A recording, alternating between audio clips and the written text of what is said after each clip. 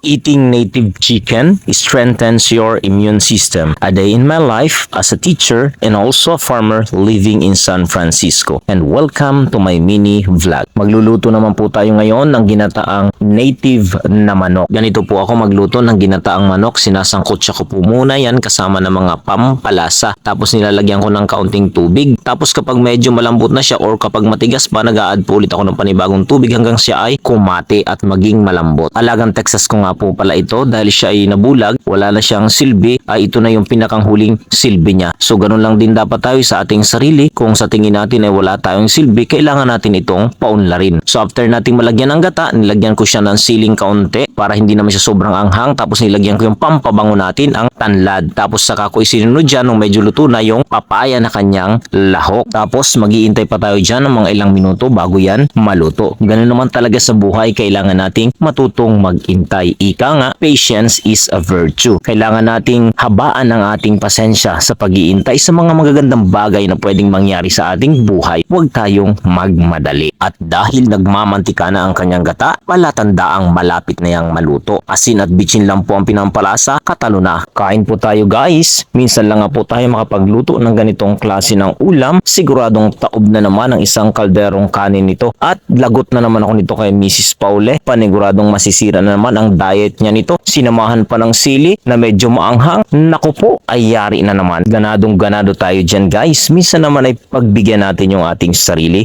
Kainin natin yung gusto nating kainin.